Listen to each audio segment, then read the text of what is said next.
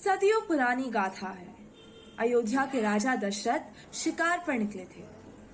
झाड़ियों के पीछे आवाज सुनकर उन्होंने तीर चलाया। कुछ क्षण पश्चात उन्हें इंसान के करहाने की आवाज सुनाई दी। जब वे अत्यंत गति से दौड़कर झाड़ियों के पीछे गए तो उन्होंने देखा कि उन्होंने एक हिरण को नहीं, इंसान को मार दिया है। हे प्रभु, ये मेरे हाथों क्या पाप हो गया।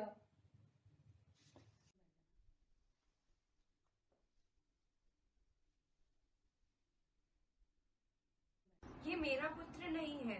श्रीमान, आप कौन हैं और मेरा पुत्र कहाँ है?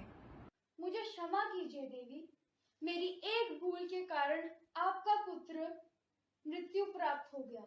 मैं अयोध्या का राजा दशरथ हूँ। इस घोर अपराध के लिए अब हम आपको अभिशाप देते हैं कि जिस तरह आपने हमसे हमारे पुत्रों को हमेशा के लिए छीना है, यही वियोग को अब आप भी सहेंगे। अब हम अपने प्राण का त्याग लेते हैं। कुछ वर्षों पश्चात राजा दशरथ ये घटना भूल गए। उनके पास सारे सुख थे, परंतु संतान का सुख नहीं था। वे अपनी समस्या लेकर गुरु वशिष्ठ के पास गए। दशरथ, तुम अपनी तीनों पत्नियों को एक खीर खिला दो, वे अवश्य संतान प्राप्ति होंगे। कुछ समय बाद राजा दशरथ के 4 बच्चे हुए। सुमित्रा को लक्ष्मण और शत्रुघ्न, कौशल्या को राम और कैकेयी को भरत। ये दशरथ पुत्र गुरु वशिष्ठ की छाया में बड़े हुए और अपनी शिक्षा प्राप्त की। राक्षसों से परेशान गुरु वशिष्ठ ने राम और लक्ष्मण को अपना सारथी बनाया और राक्षसों का अंत करने में उनकी मदद की। दशरथ पुत्रों ने ताड़का का भी वध किया। इसी बीच मिथिला के राजा जनक ने अपनी बेटी सीता का स्वयंवर घोषित किया। मैं मिथिला नरेश जनक अपनी सुपुत्री सीता का स्वयंवर घोषित करता हूँ। बचपन में खेलते खेलते मेरी सुपुत्री परशुराम का धनुष उठा लिया करती थी। आज जो इस धनुष में डोरी बांधेगा वही विजेता घोषित किया जाएगा। राम जी की बारी आती है। सीता प्रार्थना करती है। राम जी जीत जाते हैं और उनका विवाह सीता से हो जाता है।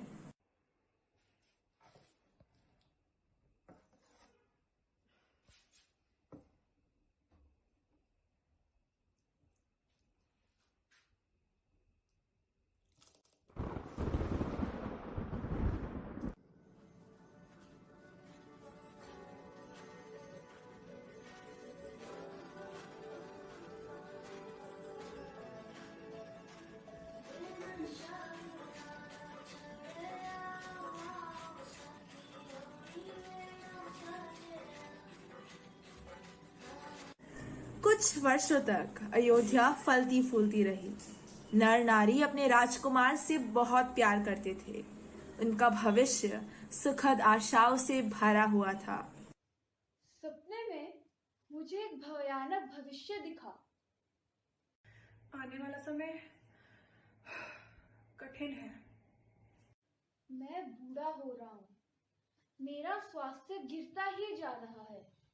अब मुझ में दुष्ट शक्तियों से लड़ने की हिम्मत नहीं है। इसलिए मैंने ये निर्णय लिया है कि राम राज्य संभालेगा। राम अयोध्या के राजा होंगे। क्या कहीं ये कोई समय है सजने संवरने का जब पूरे राज्य पर दुर्भाग्य के बादल मंडरा रहे हैं? मंत्रा, क्या तुम्हें मालूम नहीं, मेरे पुत्र राम कल अयोध्या के महाराज बनने वाले हैं। बुद्धू औरत, वही तो आपका दुर्भाग्य है रानी जी। क्या कहीं तुम तो बड़ी भोली हो। देखा नहीं राजा जी ने तुम्हें कैसे धोखा दे दिया है। मंत्रा, तुझे शर्म नहीं आती महाराज के प्रति ऐसी बातें बोलते हुए? पर ये सोचो तुम, महाराज ने भरत को अयोध्या से बाहर क्यों भेजा? वैसे भी इस शुभ समय पर क्यों? कैकेयी, बताओ क्या हुआ है? मैं तुम्हारे लिए क्या कर सकता हूँ? आपको याद है, आपने मुझे 2 वरदान दिए थे। अब वो वरदान पूरे करने का समय आ चुका है। मांगो कैकेयी, मांगो। तुम्हें जितने वरदान चाहिए ले लो।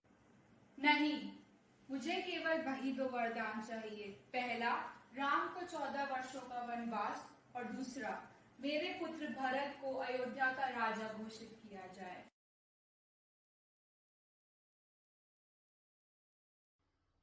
पिताजी, मुझे आज्ञा दें। राम, मत जाओ राम। तुम्हारे बिना अयोध्या अयोध्या नहीं है। भैया, मैं आपको अकेले नहीं जाने दे सकता। मैं भी आपके साथ चलूंगा। स्वामी, मैं भी आपके साथ चलूंगी। पर सीता तुम?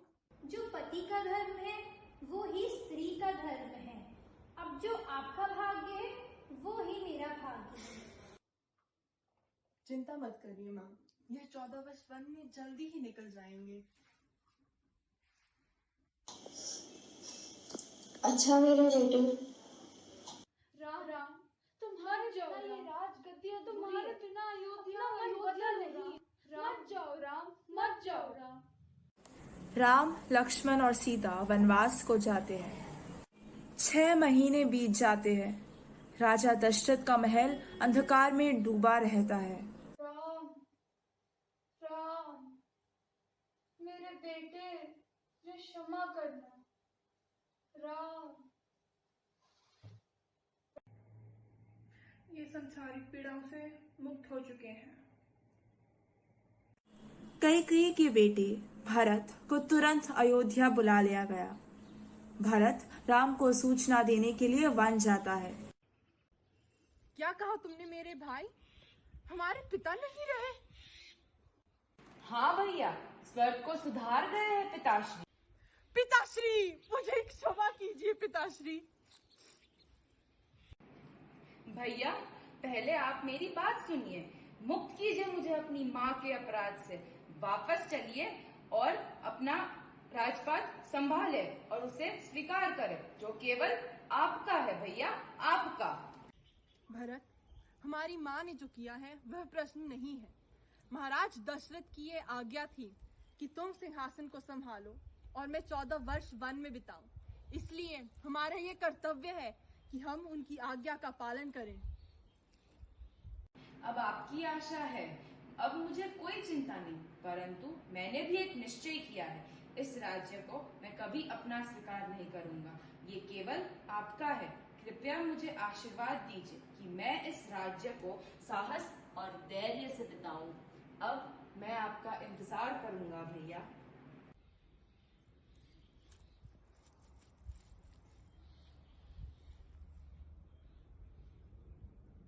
सीता, राम और लक्ष्मण अपने आप को वन के जीवन में ढाल लेते हैं और एक कुटिया में रहते हैं। इसी बीच शूर्पणखा, रावण की छोटी बहन, एक सुंदर स्त्री के वेश में राम को अपने वश में करने के लिए पंचवटी आती है। तुम्हें कोई हक नहीं बनता कि तुम इतनी सुंदर लगो। कौन है वो जिसने मुझको मुड़ के नहीं देखा? हे सुंदरी, मैं आपकी कैसे सहायता कर सकता हूँ? मैं इस वन की रानी हूँ, शूर्पणखा। पहले ही दर्शन में ही मेरा मन तुम पर आ गया था। आओ मेरे साथ चलो, मैं तुम्हें इस वन का राजा बना दूं। मैं विवाहित हूँ, क्षमा कीजिए। ये कौन है? इतना सुंदर और सजीला, बिल्कुल तुम्हारी तरह। यह मेरा छोटा भाई लक्ष्मण। क्या तुम चलोगी मेरे साथ? मैं तो भैया राम का दास हूँ। जाओ, कहीं और जाकर अपनी चाह पूरी करो। तुम इस तुच्छ स्त्री के लिए मेरा अपमान कर रहे हो। अब तो मैं पहले इसे मारूंगी। अब तू कभी अपनी सुंदरता का लोभ नहीं कर पाएगी। अब तू मेरा दास बनेगा। तूने लंका नरेश रावण की बहन का तिरस्कार करा है, याद रखना। शूर्पणखा अपने भाई रावण के पास जाती है और रावण को पूरी कथा सुनाती है। हे स्वामी, वो देखिए कितना मनमोहक मृग है। क्या आप मेरे लिए स्वर्ण मृग नहीं लाएंगे? अवश्य सीते, मैं जाता हूँ। जानकी का ध्यान रखना अनुज। जो आ गया, एक क्षण भी अकेला नहीं छोड़ूंगा।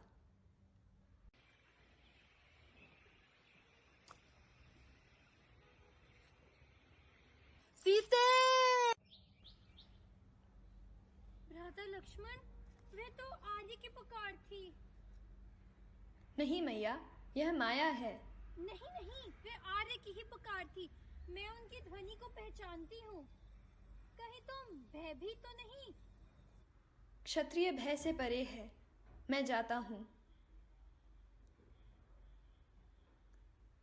आप इस रेखा को लांघना नहीं, अन्यथा कुछ भी अनर्थ हो सकता है। भिक्षाम देहि, भिक्षाम देहि, भिक्षाम देहि। क्या इस साधु को भिक्षा मिलेगी पुत्री? अवश्य।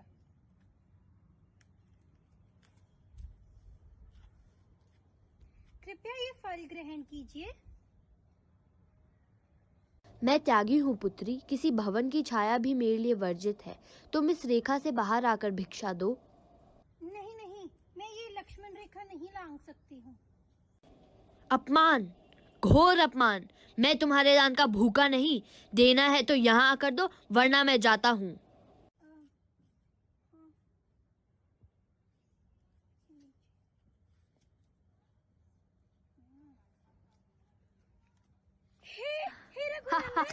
रक्षा कीजिए, हे स्वामी। तुझे तो अब नारायण भी नहीं बचा सकता।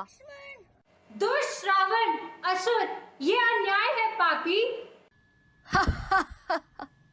तू मेरे सामने कुछ नहीं है, तुच्छ प्राणी।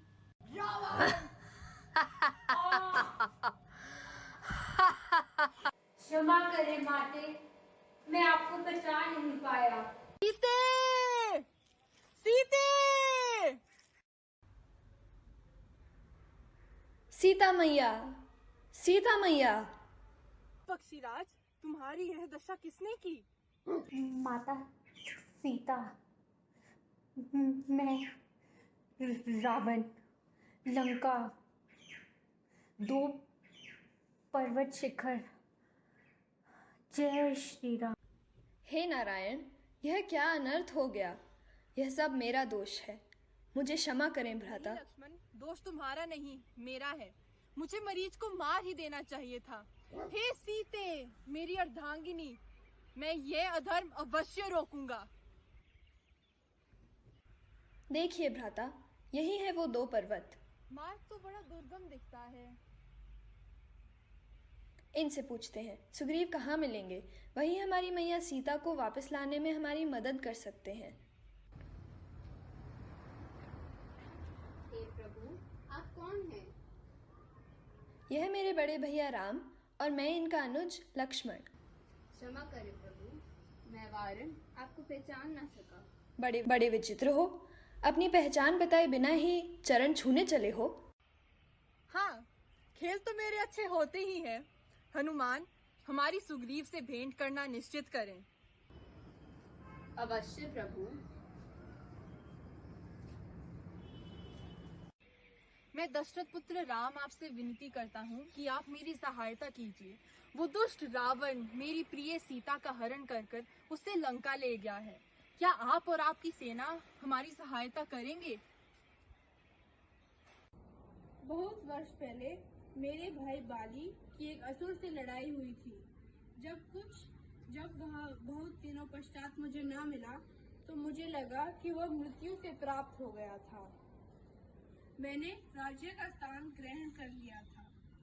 जब बाली वापस आया तो उसने मेरा कथन न सुना और मुझे राज्य से निष्कासित कर दिया।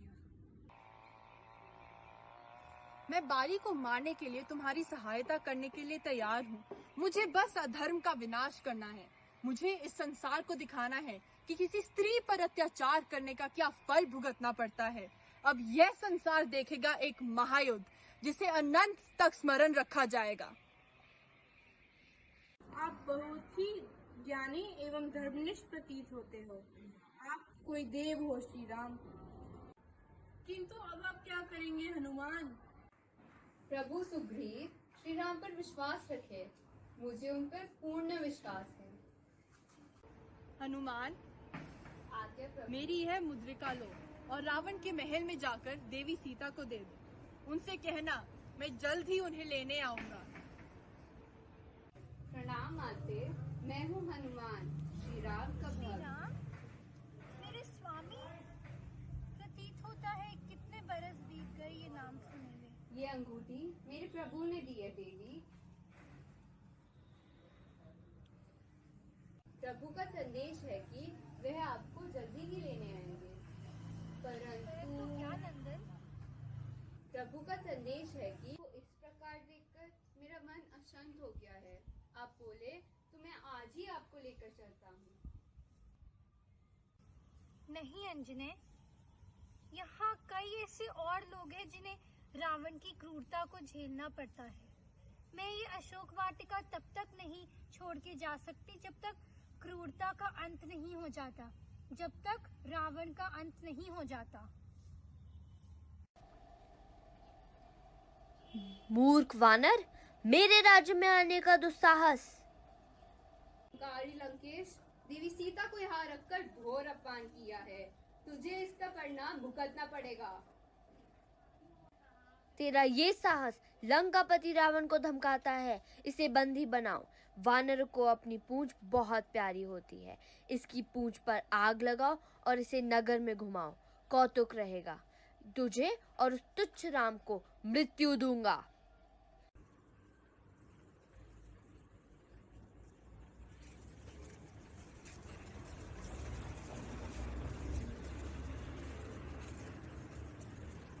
सावधान हो जा पापी, तेरा अंत निश्चित है।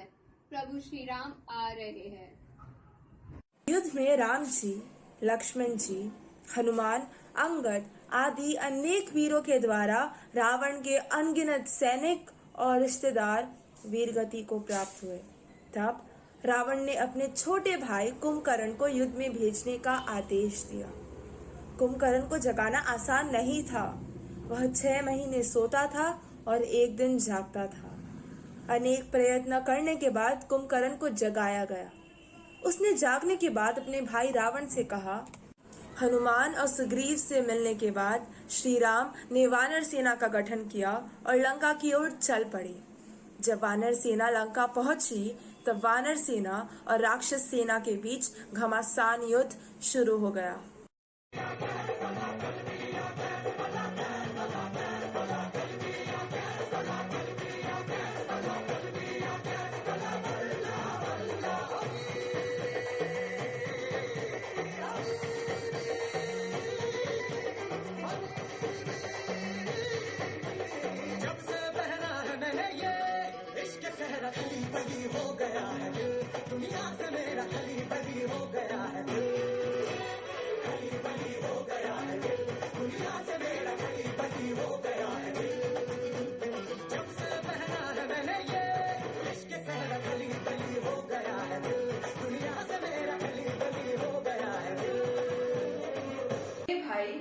यह वनवासी कोई साधारण मनुष्य नहीं है। यह अवतारी पुरुष मानने को होता है। इनसे तुम युद्ध न जीत पाओगे। इसलिए इनकी पत्नी इनको वापस दे दो, इससे पहले कि हमारी सेना वीर बलि को प्राप्त हो जाए। परंतु रावण के आग्रह करने पर कुंभकर्ण युद्ध में गया और राम के हाथों वीरगति को प्राप्त हुआ। इसके पश्चात मेघनाथ ने लक्ष्मण जी पर ब्रह्मास्त्र चलाया, जिससे वे अचेत होकर भीम पर गिर पड़े। तब राम जी के दुख की कोई सीमा नहीं रही। मैं लक्ष्मण के बिना अयोध्या नहीं जा सकता और ना ही मैं उसके बाद अपनी माताओं को अपना मुंह दिखा पाऊंगा। लंका में सुशेत नाम का एक वैद्य रहता है जो मृत व्यक्तियों को भी जीवित करता है। हनुमान जी सुषेण वैद्य को लाते हैं। उनके बताए जाने पर वे संजीवनी बूटी की खोज करके लाते हैं। संजीवनी बूटी के प्रभाव से लक्ष्मण जी जीवित हो जाते हैं और वे दुगने उत्साह से युद्ध करते हैं। वे युद्ध में मेघनाथ आदि जैसे बड़े बड़े राक्षसों को परास्त कर देते हैं।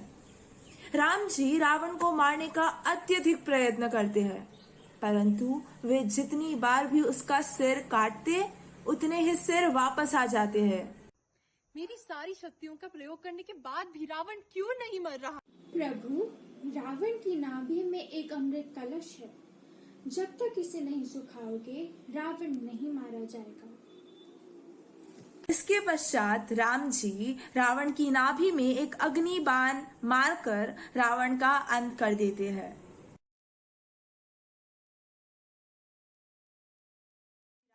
प्रभु लंका का भरा पूरा राज्य विभीषण को देकर स्वयं सीता और लक्ष्मण के साथ अयोध्या जाने की तैयारी करते हैं। उनके साथ हनुमान, अंगद, सुग्रीव, विभीषण, जामवंत आदि अनेक मित्र पुष्पक विमान में अयोध्या जाते हैं। उनके आने का समाचार सुनकर भरत और शत्रुघ्न पूरी अयोध्या को लाखों दियों से सजाते हैं। तभी से भारतवर्ष में दिवाली मनाने की प्रथा का आरंभ हुआ। रामायण हम सभी को जीवन जीने के तरीके सिखाती है, हमें एक अच्छा इंसान बनने के लिए प्रेरित करती है, सच्चाई के रास्ते पर चलना सिखाती है। हमें दूसरों से प्यार करना चाहिए और अपने माता पिता की आज्ञा का पालन भी। समाज की बुराइयां पर जीत हासिल करने के लिए हमें आज के जमाने में रामायण की सीख को उतारने की आवश्यकता है।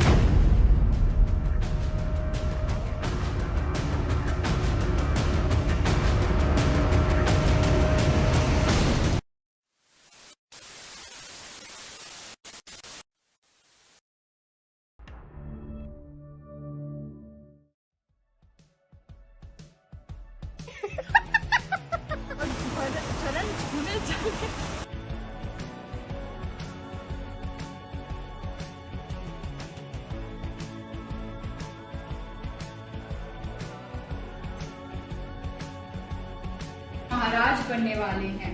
बुद्धू औरत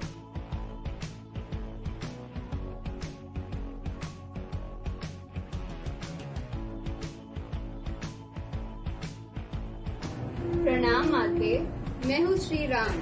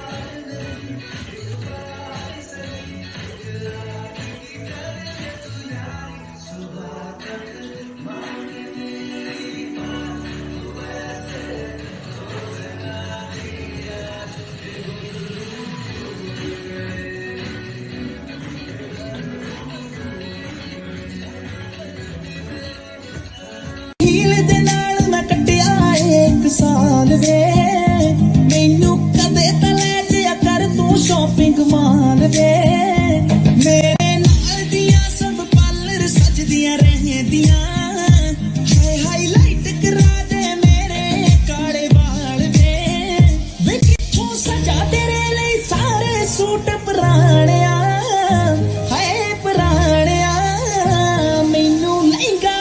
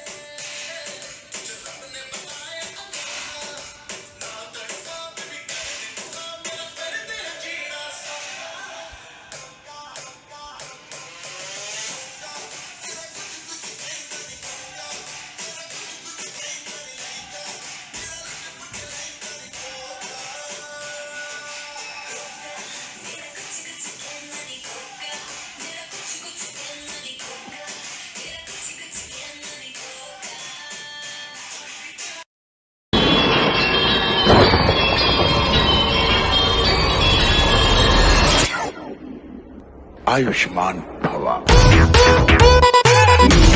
मेरा दिल जिसको दूं तुझको क्या, दुनिया वाले जो भी बोले कहने दो मुझको क्या। मैं खुला आज ये इजहार करता हूँ, मैं आदमी हूँ आदमी से प्यार करता हूँ। यार की न चैन सहारे